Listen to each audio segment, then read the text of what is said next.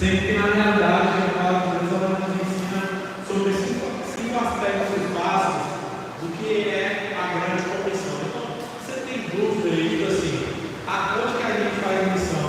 O que a gente faz? Quando a gente faz? Onde é? Geralmente as grandes questões é sempre o onde, né? Onde é? Poxa, se meu vizinho não é convertido, por que eu tenho que sair daqui e ir para outro lugar do mundo? Ou, aqui todo mundo já é crente, tem que ser lá, tem que ser aqui, cada lugar é uma coisa. Então, a gente fala sobre esses cinco aspectos da grande comissão, que a palavra de Deus ela vai nos guiar com o entendimento do que a gente faz, por que a gente faz, onde a gente faz, quem vai junto e como nós vamos. Então, hoje nós vamos responder essas cinco perguntas. O que a gente vai fazer? Quem vai ir? O que a gente faz? Como nós vamos e onde é? Então, se você tinha dúvida, hoje você vai sair daqui sem dúvida, em nome de Jesus. Espero que você. E se tiver perguntas também, pode fazer. Eu acho que vocês não vão ter, não, mas se tiver, pode falar. Vamos lá. Quando a gente fala sobre missões, geralmente entende-se um conceito muito pequeno do que é a grande comissão. A grande comissão que Cristo nos deu engloba 7 áreas mínimas de influência para que o Evangelho alcance e sejam transformados. Por exemplo, não adianta você ter um estado onde majoritariamente todas as pessoas que estão de lá são cristãos, se esse estado onde a maioria são cristãos também é um estado que tem um índice de feminicídio muito grande, ou um índice de aborto muito grande, ou que a corrupção é muito grande, ou que a violência é muito grande. O que os cristãos vão fazer nesse lugar? Que relevância a igreja tem nesse lugar? Zero? Nenhuma. Porque a nossa igreja pode estar cheia de gente, toda a cidade pode estar convertida, mas se a corrupção não diminui, se o feminicídio não acaba, se o aborto não acaba, se as brigas conjugais, separação de família não terminam, se a saúde está precária, se a educação está pior ainda, que relevância o nosso cristianismo tem? Então, essas 7 áreas são básicas aqui para vocês gravar. As 7 áreas de influência da sociedade que o Evangelho precisa transformar e alcançar: economia, política, família, igreja, esportes, educação e saúde. Essas 7. Se o Evangelho se torna relevante em cada uma dessas 7 áreas da influência que a gente tem na sociedade, a gente vai começar a enxergar uma sociedade cristã. Uma sociedade onde o Evangelho está fazendo diferença, onde a igreja está fazendo diferença. Porque geralmente a gente subentende daquilo que é sagrado, é aquilo que a gente faz dentro dessas 4 paredes. Mas e quando você sai daqui, você deixou de ser cristão? Todo cristão é cristão em tempo integral. Não tem como você ser na igreja lá fora você não ser.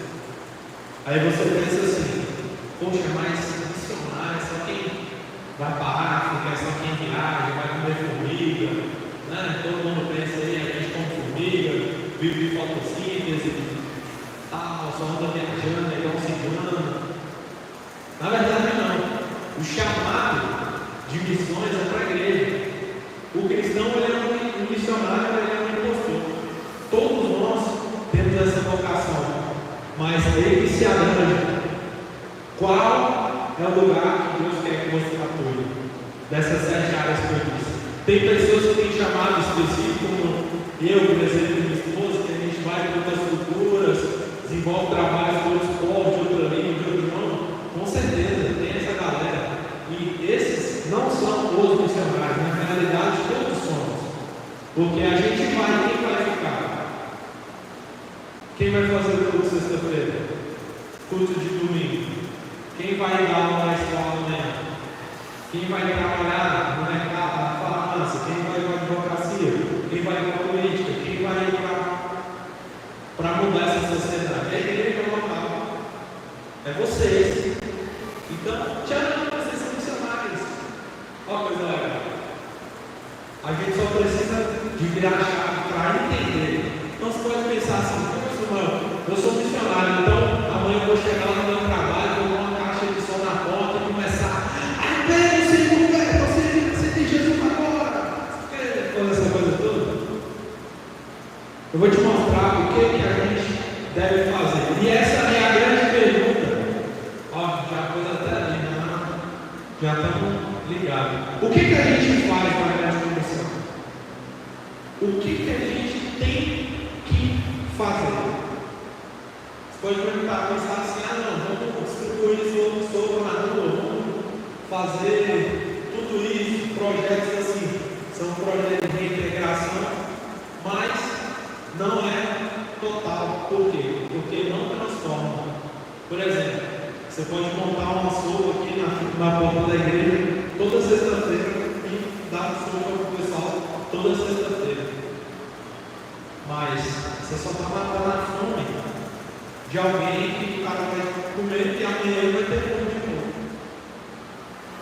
Depois ele vai vir de novo, E ele só vem para quê? Para comer. Mas que transformação essa pessoa tem? Devemos alimentar? Devemos. Eu estou falando que não tem não. Pelo contrário, porque a gente tem que fazer, mas a gente tem que fazer com propósito. Por quê? Responsabilidade. A gente precisa ter responsabilidade com o indivíduo e fazer dele o que Mateus 28, 19 vai ensinar para nós. E o que é? Portanto, ide, fazer o quê? Discípulos. O que a gente precisa de fazer é discípulos. Ide, fazer discípulos de todas as nações, batizando do Pai, do Filho e do Espírito Santo. Sabe o que é um discípulo? Discípulo é alguém que continua o chamado. É alguém que abraça a visão. Você passa a tocha. Sabe as Olimpíadas? O cara vai correndo e passa a tocha para o outro, que foi vir e passa a tocha aí para um monte de lugar. É mais ou menos isso. Isso é um discípulo.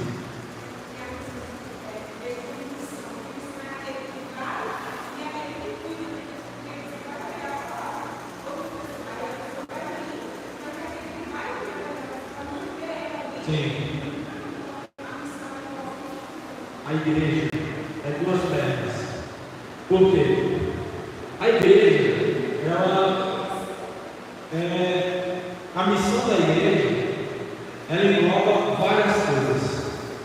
E as principais é evangelizar e consolidar. Quem consolida? A igreja local. A igreja local consolida. Por quê? É o cara que vai lá no evangelismo, ele vai ouvir a mensagem. E quem vai cuidar desse cara para caminhar? O missionário não, a missão não, mas o grupo vai fazer isso. Ele vem, evangeliza, ganha um monte de gente que dobra. Quem vai fazer isso? A igreja local. Os missionários daqui também faz parte. Isso tem relação com o trabalho de cuidado, de discipulado.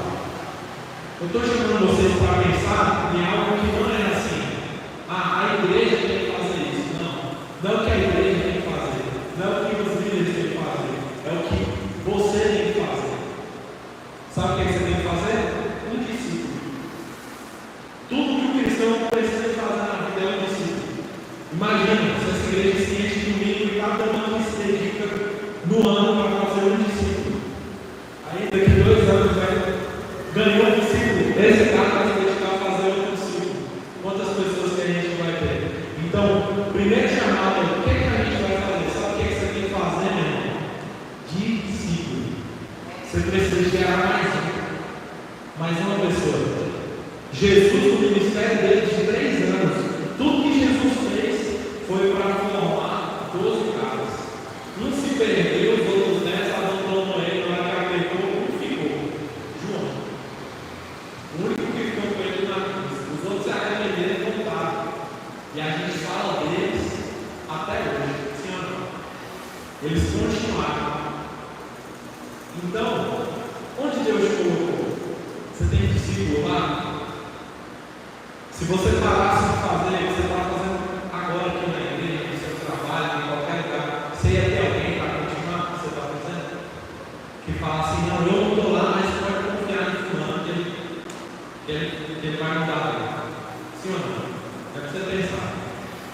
Tiago, Paulo, ele criou um discípulo famoso, eles podem e você não, né? Timóteo. Vários discípulos. E a gente ouve falar desses caras. Então, o que a gente tem que fazer? Faça um discípulo. Onde Deus te colocou? Onde Deus te chamou? Faça um discípulo. Cuide dessa pessoa. Às vezes você fala assim: ah, não, quem tem que fazer isso? É pastor, é uma igreja, não sei o quê. Não, é você. Você tem que cuidar. Você tem que ter tempo com essa pessoa. Você tem que ir lá. E aí, falando, como é que você está? Está bem? Qual é a igreja hoje? Nós somos discípulos de alguém. Então, por que a gente não quer fazer discípulos?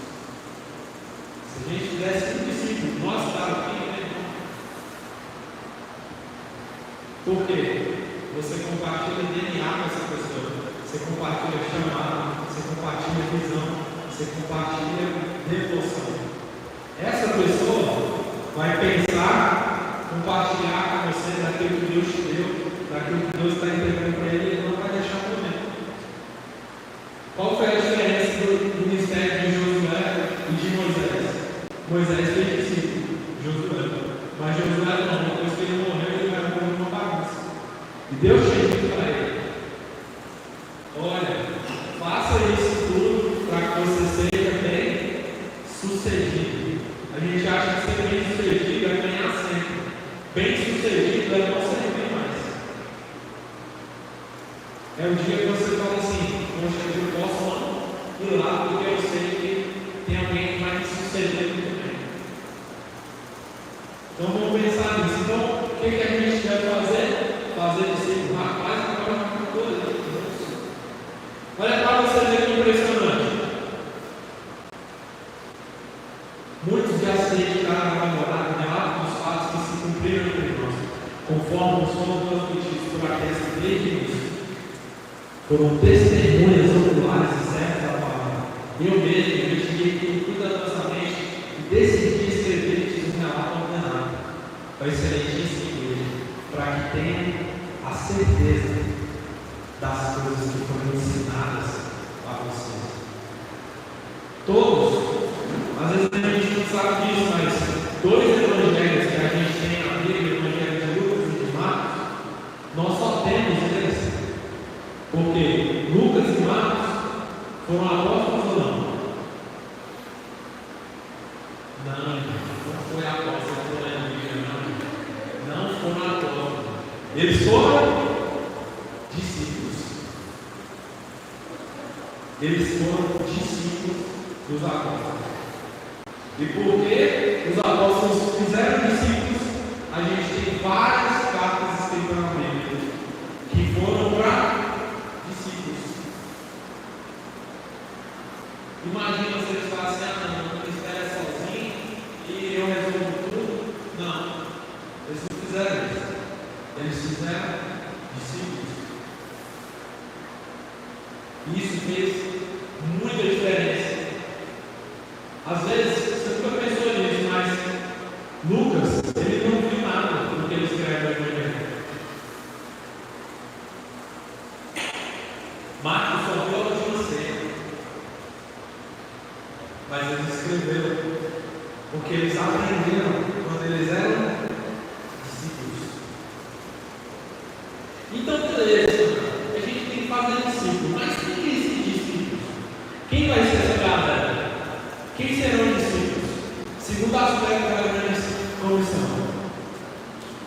Primeiro está Mateus 28, 19. Agora, Marcos 16, 15. Famosão. Todo mundo sabe esse aí de qual está enteado. Todo congresso de missões usa esse versículo. Como é que é? E todo mundo, pregar, evangelho, algumas criaturas. A maioria das criaturas. A minoria. A toda criatura. Quem vai ser o discípulo? Toda criatura. Todo mundo você conseguir alcançar. Todo mundo que Deus colocar nas suas mãos. Esses são os discípulos. Todas as pessoas que Deus te der para você cuidar. Todas essas pessoas. Eles vão ser seus discípulos. Você vai cuidar dessas pessoas. Você vai ensinar elas. Ah, mas tal, como que eu vou fazer isso? Seu trabalho, cara, não consigo. Cuida de alguém lá, não cansa alguém. Você não precisa se preocupar em ganhar um dono do animal. Cuida daquela pessoa, investe nela. A gente tem que desassociar a ideia de que a obra é nossa, a obra é de Deus. A gente gosta de falar isso. Estou fazendo a obra de Deus. Como você está fazendo a obra de Deus? A obra é de Deus. É Deus quem faz a obra. E às vezes a gente não sente muito assim, ah, não, eu quero fazer tudo. Eu me pego muito assim. Cada situação que eu vejo, eu falo assim, meu Deus, eu podia ser 10. Para estar aqui em cada lugar para conseguir ajudar nisso. Mas a obra de Deus. Então, às vezes a falta de alcance que você tem não pode inibir aquilo que Deus está te dando aqui. Às vezes você fala assim, nossa, eu queria estar na Ucrânia evangelizando, eu queria estar na Rússia, eu queria estar na Europa, sei lá, mas eu estou aqui. Ah, então quer dizer que se você estivesse lá, você ia estar sendo um ótimo missionário, mas aqui você não é. Só lá que você recebeu? Não. É aqui que Deus está te entregando agora. Quem é fiel no pouco, vai ser fiel no muito. Não tem como, irmãos. Você ser fiel no pouco, você não ser fiel no pouco, e achar que vai ser no muito. Às vezes tem muita gente que está assim, principalmente funcionário. Ou na igreja, o cara chega aqui e fala assim, moço, sou na bênção, o pastor não estiver bom, pode contar. Nunca esse dia eu acho. Esse cara nem vai lembrar da gente. Lembra do governo de José? Ó José, tá no povo.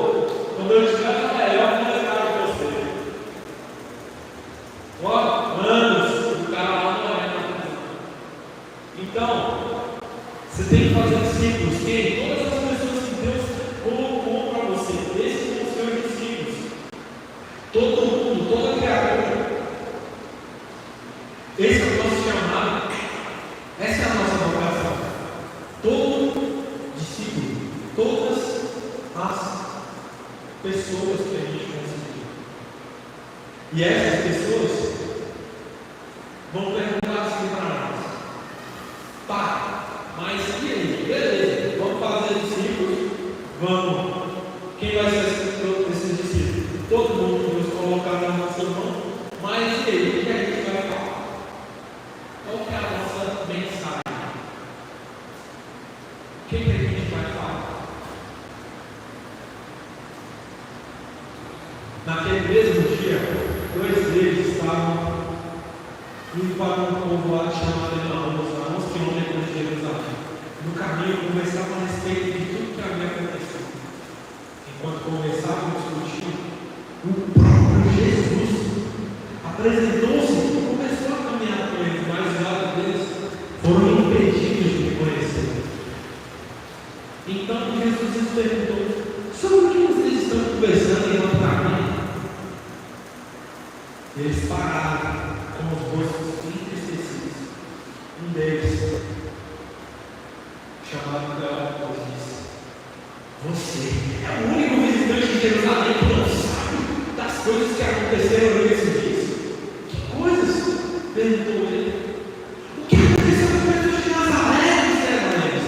Ele era um profeta, que Deus lhe falava os objetos de Deus e de todo o povo. Os nossos sacerdotes, as nossas autoridades, o entregaram para ser condenado à morte e o crucificaram. E nós esperávamos que era ele que ia trazer redenção a Israel. Hoje já faz 3 dias desde que tudo isso aconteceu. Algumas mulheres entre nós nos deram um susto hoje. Disseram que ele deu o setor de manhã cedo e ao entrar e encontraram o povo do Senhor Jesus, nos contaram ter tido uma visão de anjos que diziam que ele está vivo. Alguns dos nossos companheiros foram ao setor para não entrarem, encontraram tudo exatamente como as mulheres tinham visto, mas não viram. Jesus disse: como vocês estão vendo? Como vocês demoram a crer nas palavras que os profetas falaram? Não devia o Cristo sofrer essas coisas antes de entrar em sua glória? E começando com Moisés,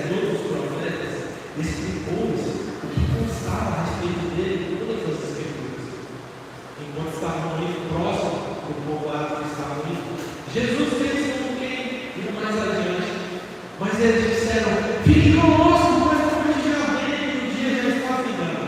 Então Jesus entrou e ficou com eles. Quando estava à mesa com eles, ele tomou o pão, deu graças, partiu e deu a luz.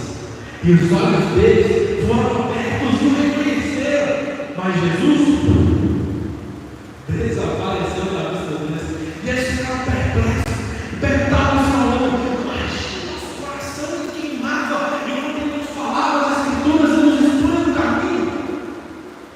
Então levantaram-se imediatamente e voltaram para Jerusalém. Eles encontraram os 11 e todos os outros que estavam com eles reunidos, que diziam: é verdade, o Senhor ressuscitou e apareceu ao Senhor.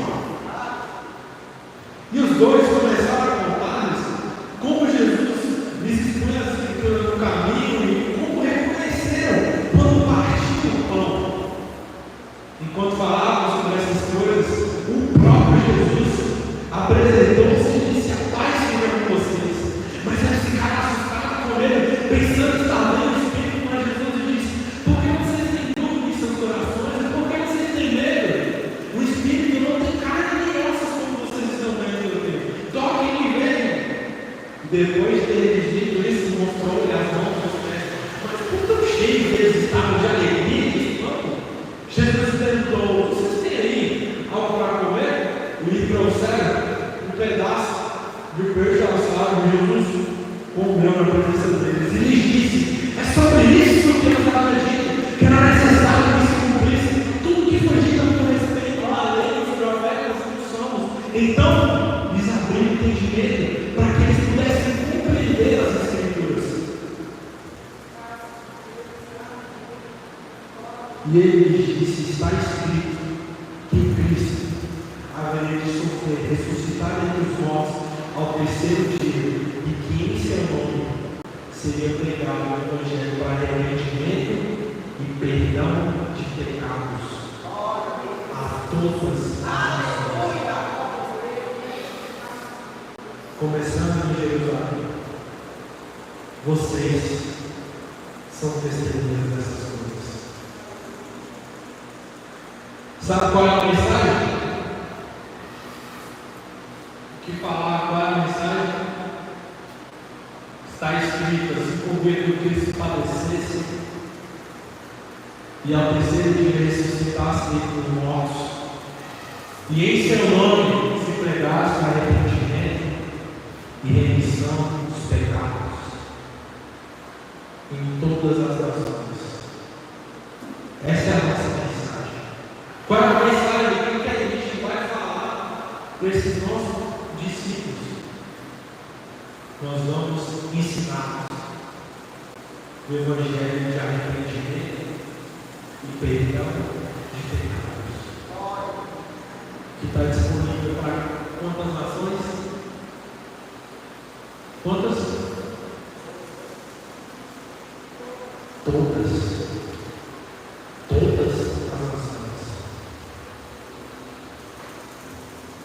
Essa é a mensagem que a gente tem que levar. É para isso que Deus está nos chamando. O que você tem que ensinar para a pessoa que vai ser seu discípulo? O Evangelho de arrependimento e perdão de pecados. Mas você pode pensar assim: mas como que a gente vai? Esse é o quarto ponto. Como nós iremos? Como, Samuel, que a gente vai fazer isso? Como vai ser? Sabe como é que vai ser? Meus irmãos, baixa um pouco.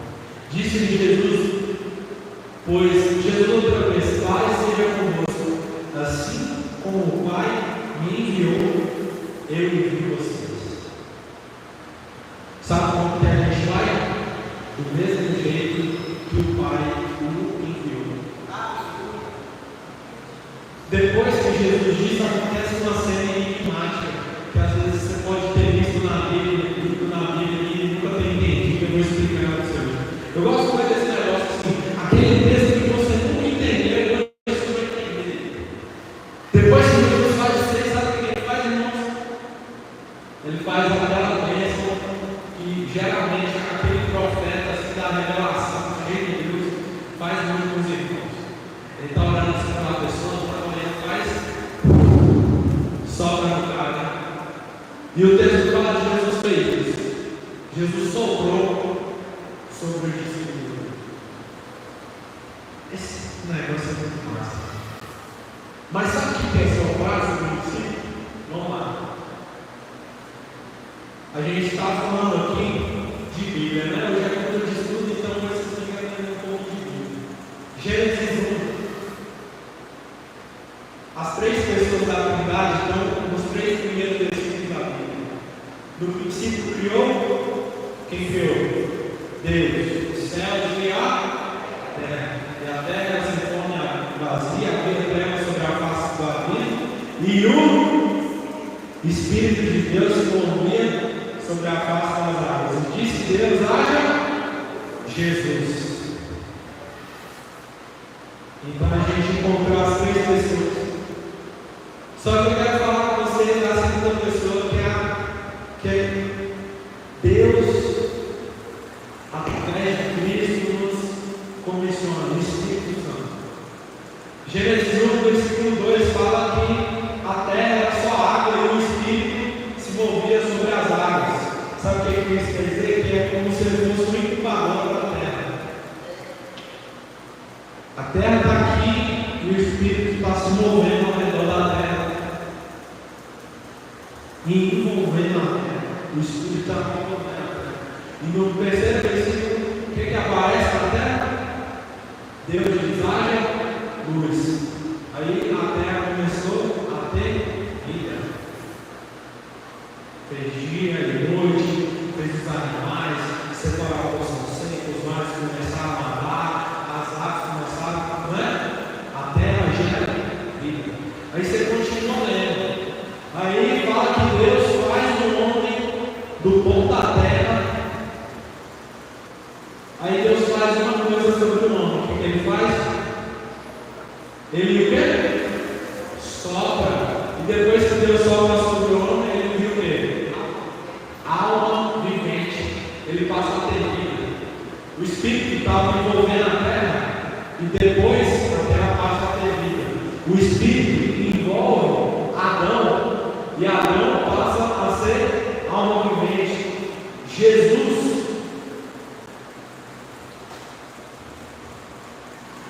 João disse a todos: eu os batizo com água, mas vem aqui alguém que é mais poderoso que eu, o qual não sou digno de desamarrar as correias das sandálias. Ele os batizará com o Espírito Santo e com fogo. Ele traz a paz na sua mão para limpar a sua orelha e juntar o trigo em seu celeiro. Mas a palha será lançada no fogo que nunca se apaga. Enquanto João ensinava sobre essas coisas, Jesus, todo o povo estava sendo batizado. Jesus também foi.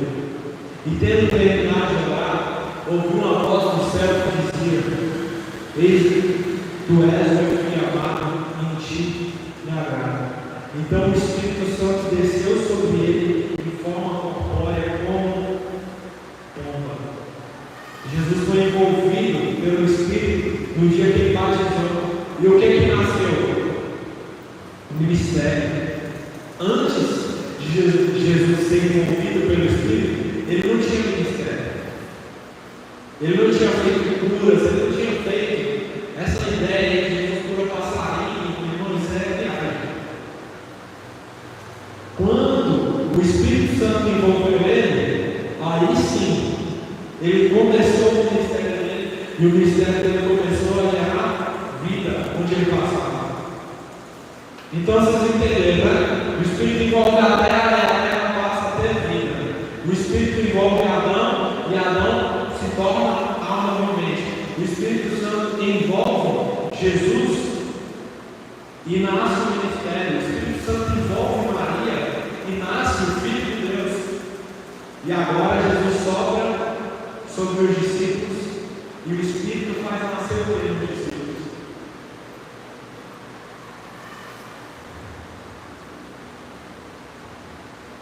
Para pensar, vocês acham? Sabe o que o Espírito faz nascer? A igreja. igreja nasce. O que eu quero dizer para você? Assim como o Pai nos enviou a Jesus, ele nos envia. O Pai enviou o Filho como o Espírito. E o Espírito, e o Filho nos envia como o Espírito também. Então, meu irmão, se você é realmente cheio do Espírito Santo, você precisa de gerar alguma coisa. Você precisa de gerar vida. Você precisa de gerar vida. Nós precisamos de gerar vida. Primeira coisa, o que a gente tem que fazer? Vamos lá, a gente precisa fazer discípulos. Quem vai ser esses discípulos? Nós temos que estar para ensinar. Meu Deus! Você é mestre de Israel e até hoje não sabe dessas coisas. Todas as pessoas, todo mundo que Deus colocar, o que nós vamos ensinar? Qual é a mensagem que nós vamos dar para essas pessoas? Arrependimento, perdão de pecados. Lucas e João nos ensina como que a gente vai. Sabe como que a gente vai? Como Jesus foi enviado. Nós somos enviados por Ele, como o Pai o enviou. Isso te empolga ou isso te desanima? Te gera temor e empolgação. Sabe por quê? Porque Deus amou o mundo de tal maneira que entregou seu filho santo. Seu filho é Fabiano. Seu filho, Felipe, não é? Fernando Luiz, não? Fernando Lucas. Paulinho entregou seu filho Paulinho, Serginho, Camila. Não fala. Ídolo, Bárbara, o anjo falou aqui, revelação da Natália. Deus amou o mundo de tal maneira, irmãos, que Ele nos entregou para que todo aquele que crê na mensagem que você tem que carregar não pereça, mas receba a vida eterna. Sabe o que Deus tinha para Jesus? Uma cruz. É isso que Ele tinha para Jesus. É tudo que Deus quer tirar é uma cruz. A gente pede um monte de coisa no canal, sucesso.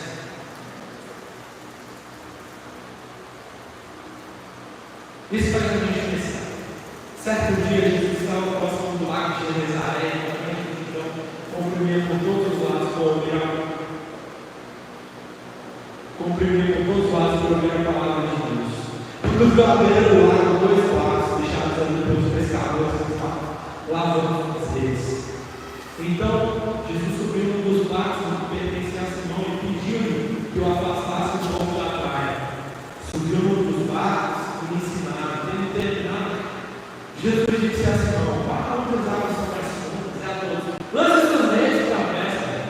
Mas Simão respondeu: Senhor, nos esforçamos a noite toda, mas porque és tu que está dizendo, vou lançar as redes. E quando fizeram, apanharam peixes para encher as redes, e as redes começaram a rasgar-se. Então fizeram como se mais as companheiras dos barcos, e eles vieram e encheram ambos os barcos. Quando Simão Pedro viu isso, prostrou-se aos pés de Jesus e disse: afasta-se de mim, Senhor, porque sou um homem pecador. Porque eles e seus parceiros estavam perplexos com a peça que haviam feito, como Tiago e João, filho de Zebedeu, sócios de Simão. Então Jesus disse a Simão: não temas, de hoje em diante você será pescador de homens. Então eles arrastaram os barcos para a praia, deixaram algumas coisas.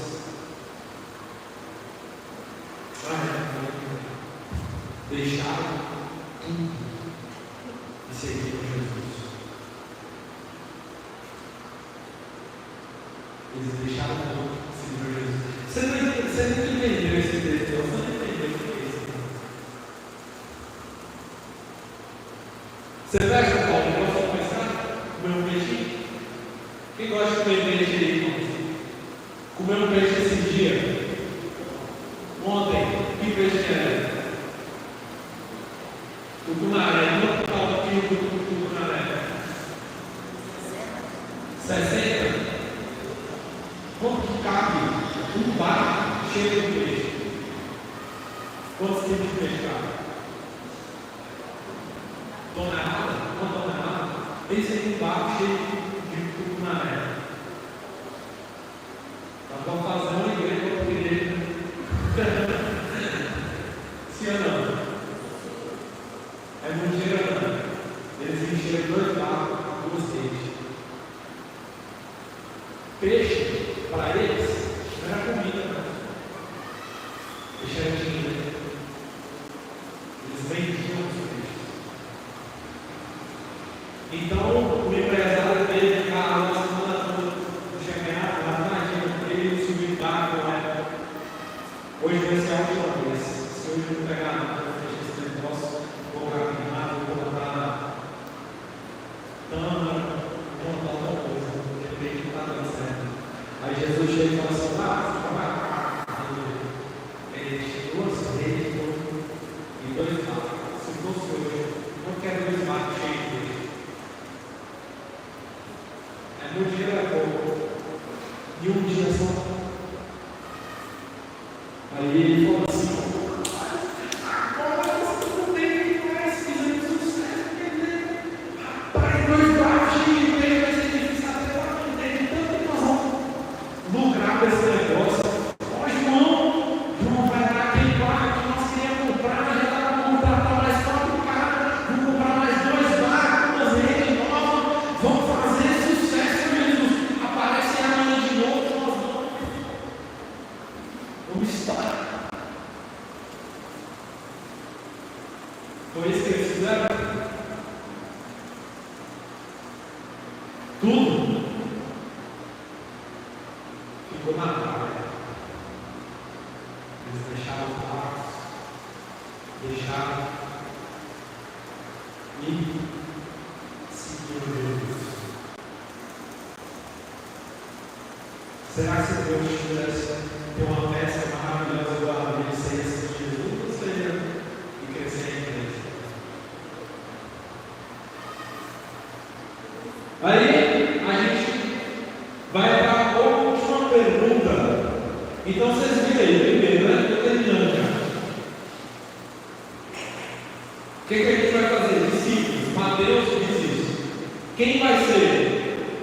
Toda criatura. Marcos fala isso para nós. O que nós vamos falar? Mensagem de arrependimento, perdão de pecados.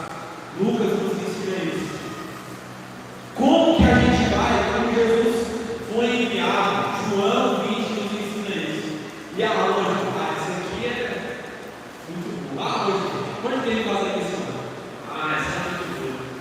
Isso aí, cada lugar que eu vou, eu escuto uma coisa.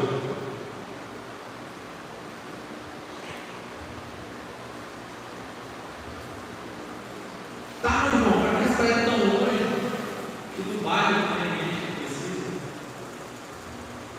Ou bom, para que você sai de Minas Gerais? Ou você tem que ir para lá? Isso é uma pergunta boa, uma dúvida boa. Aonde nós vamos fazer? Atos vai dizer para nós. Mas recebereis o poder do Espírito Santo. Presta atenção, hoje eu vou te explicar esse versículo. Você vai entender ele de uma forma assim que você nunca mais vai esquecer. Que há de vir sobre vós e sereis testemunhas, tanto em Jerusalém como em toda a Judéia, Samaria, até os confins da terra. Então a gente tem que fazer a missão: Jerusalém, Judéia, Samaria e até os confins da terra. Onde que é? Onde eu estiver.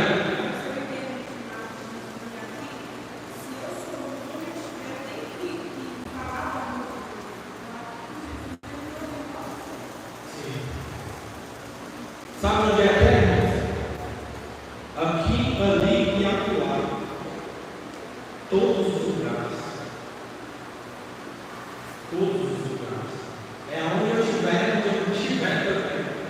Hoje a gente tem as redes sociais que faz alcançar, mas evangelismo é fazer discípulos. Por quê? Só evangelizar, às vezes, é uma missão irresponsável. Por exemplo, você vai evangelizar aí pro bem Fernando. E aí, Fernando, tudo bem? Na paz, meu irmão? Já aceitou Jesus? Fala aqui, não. Então levanta sua mão aí. Ou se não for Jesus, você vai fazer. Vai comigo, Fernando. Pai, você. Vamos, recebe o Espírito. Aí o cara aceitou Jesus. Aceitou Jesus. Eu volto. Eu assim aqui. Não aceitou Jesus. Aí eu faço isso com um monte de gente. 3 minutos com cada pessoa. Aí eu termino o evangelismo e falo assim: 100 pessoas alcançadas. Domingo de volta. O que o Fernando vai fazer amanhã? O que ele vai fazer quarta-feira?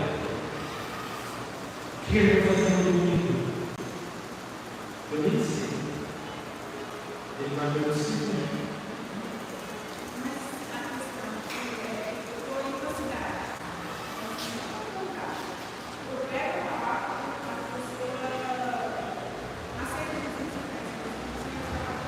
Você tem que ir embora. Ajuda se voltando para ela. Faça ela ser discípulo também. Hã?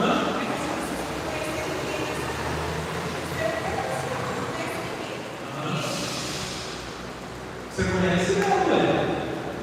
Como assim? Você vai de férias lá? Tá lá atendente, amor. Você quer aceitar Jesus? Você vai passear, né?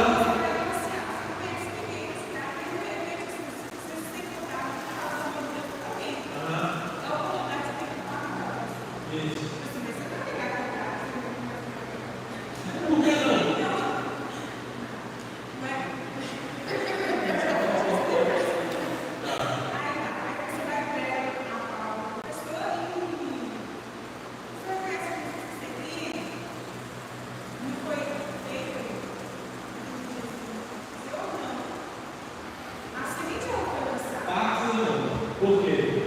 Não é só lançar a semente, você tem que cuidar da semente. Entendeu? Aí você joga no segundo passo. Se essa pessoa ouviu, o que ela precisa agora? Ela precisa de ensino, ela precisa de consolidar. Sabe por quê? Pega a árvore. Você vai ver vídeo de gente na árvore evangelizando, batizando a galera. Você vê aquela filona de gente assim sendo batizada. 100 pessoas, você faz um vídeo, glória a Deus. Aí todo mundo foi batizado hoje, amanhã está todo mundo no centro de macumba. Aí, quarta-feira, está no centro espírita. Porque às vezes a gente não entende que não é só falar, tem que ensinar, não é só batizar, tem que andar junto.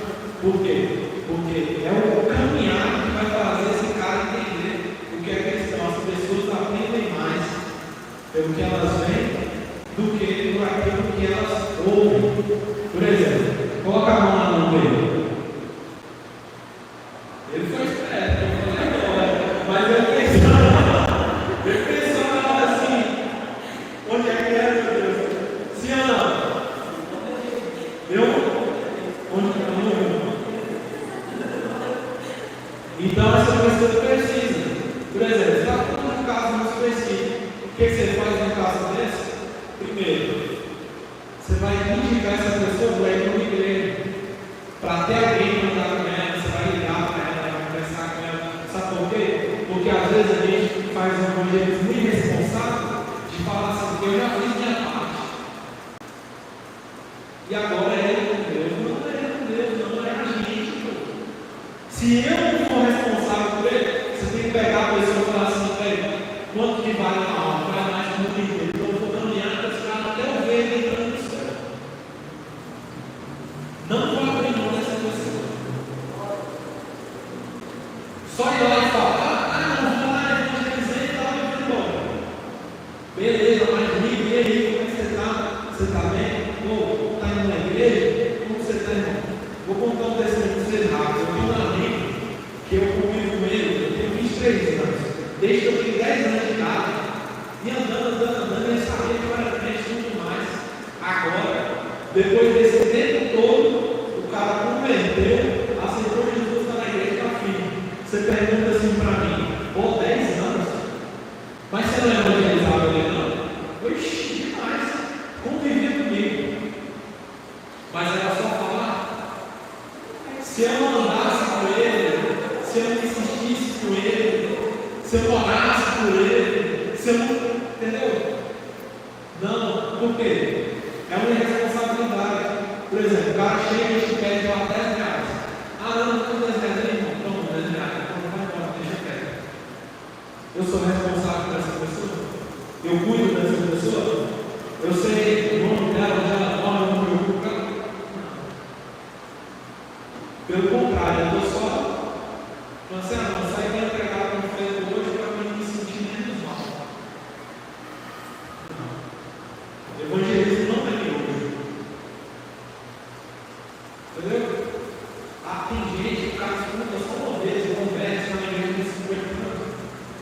Tem, conheço. Mas tem gente que não. Você tem que insistir com aquela pessoa, você tem que andar com aquela pessoa. Pensa se fosse assim, Marcos nem era um discípulo, andou com Jesus, na hora que ele perdeu, ele saiu fora. Aí Barnabé chama ele para andar com o Paulo. Aí vai Marcos com o Paulo. Aí eles brigam, Marcos sai de lá e vai embora. Aí Paulo fala assim: esse cara é crente com Marcos, não serve mais para nada. Se Barnabé não tivesse lá e falava, acredito no Senhor, sempre anda com o cara. Aí agora Barnabé precisava sair e vai vir para Pedro. Cuida dele agora. Você vai ser o discípulo dele. Cuida do cara. E o cara se torna um discípulo de Pedro. Se isso não tivesse acontecido, se alguém tivesse cuidado dele, a gente não ia ter o evangelho de Marcos. Então não era assim, eu só não quero mais. Pensa se Deus fosse assim com a gente. Ah, não quero saber nada, não dele. X-hora. Meu Deus, já está correndo. Vamos lá. Então, falei que isso tivesse vencido, né? Sabe por quê? Porque toda a visão de missões que é menor que o mundo não faz parte da ação de Deus. Deus não amou Pirapora de tal maneira, Deus não amou Curitiba de tal maneira, Deus não amou Minas Gerais de tal maneira, Deus não amou o Brasil, Deus não amou a Europa de tal maneira, Deus não amou a África. Não é assim, cara. Deus amou. Então, toda a visão de missões que é menor que o mundo não faz parte da visão de Deus. Deus amou todo o mundo. Então, a gente tem que trabalhar também. Então, o que quer dizer? Por toda a terra. É por toda a terra que a gente precisa de ir. Volta aí, pastor. Quando a Bíblia diz: recebereis o poder do Espírito que há de vir sobre nós, você imagina o poder do Espírito? Aí ele disse para tentar voltar na cabeça do cara. O que você imagina que esse poder do Espírito dele? Vocês não tinham voltar. Sabe o que é o poder do Espírito? Ó, recebereis o poder do Espírito. Então, o que a gente vai receber? O poder de quem? Do Espírito. Para quê? Para seres testemunhas. Aonde? Em todos os lugares. Nós vamos receber o poder do Espírito que vai fazer a gente ser testemunha. O que é testemunha? Marte. Sabe o que é Marte? É alguém que morre naquela causa. Quando você lê Atos 2, você vê uma cena do Senado. O Senado tinha cabia mais ou menos 500 pessoas. Quando você lê Atos 2, você vê que lá fala que provavelmente que tinha quantas pessoas no dia de Pentecostes? Essa é famosa. Você já ouviu alguma coisa sobre isso? Quantas pessoas tinha no dia de Pentecostes? 120, a casa estava 120 pessoas. Mas no Senado cabia cerca de 500 pessoas. O dia que Jesus disse isso aí, 500 pessoas ouviram Jesus dizer essas coisas. Isso é Atos 1. Quando você lê Atos 2, você só vai ver 120 dentro do Senado. Por quê? Porque quando eles ouviram, recebereis poder, matar romano, não ganhar todo mundo, destruir tudo. Aí Jesus continuou: o Espírito Santo, e sendo eles mártires. Vocês vão receber o poder para morrer pelo meu nome, para entregar tudo por mim, até a própria vida. Aí quando foi no capítulo 2, 380 foram alguns.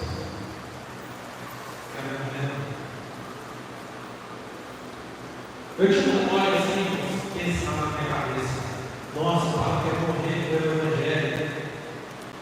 E pode pôr o meu filho, quer morrer pelo Evangelho, não sei o que e tal.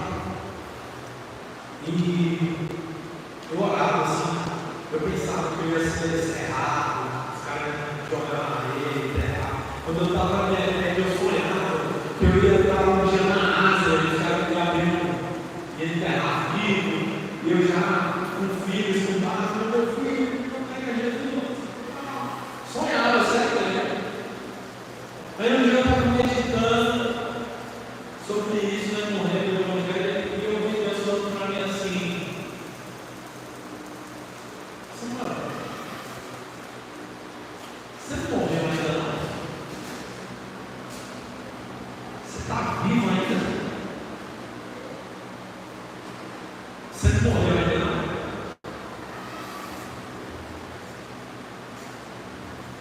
Eu pergunto a Deus: vocês estão vivos ainda? Deus só pode usar a gente. Porque tem como jogar aquela regra de 2 corpos no mundo do mesmo espaço. Jesus vive em vocês, eu vai ter um. Então, a pergunta que eu te faço é: mas tem mais um. E você vai fugir do seu chamado até quando? Até quando você vai falar que a responsabilidade de evangelizar é só da pastora, é só dos filhos? É só da liderança. Ah, não, eu não sei. Ah, não, isso é só para quem é missionário, que está ganhando, curtindo, não sei o quê. Até quando você vai fugir do que Deus chama? Onde Deus colocou? Quem são as pessoas que Deus colocou no seu redor? Faça discípulos. Tenta fazer o máximo possível, todas as pessoas que estiverem ao seu redor. Leve uma mensagem de arrependimento e perdão de pecados para essas pessoas. Pode ir na paz, saindo como Jesus foi. Isso pode te custar muito, pode te custar tudo, o seu tempo, a sua paciência, às vezes seu orgulho. Às vezes a gente não quer insistir nas pessoas porque a gente é orgulhoso demais. Ah, não, você não quer nada com Deus, não, deixa eu estar. E em todos os lugares que a gente coloca. Então, irmãos, espero que tenha ajudado vocês nesse estudo, feito vocês pensarem um pouquinho. Muito obrigado por estar aqui. E que Deus possa abençoar a todos. Vamos orar? Será que diante dessa mensagem alguma coisa confrontou aí as pessoas que é? Eu acho que eu preciso ser mais responsável com a obra de Deus. Eu preciso de fazer a diferença. Orei para Deus, que Ele nos dê sua graça para responder a essa pergunta, né? Até quando a gente vai fugir daquilo que Deus nos entregou para fazer? Senhor Jesus, nós te louvamos, te agradecemos.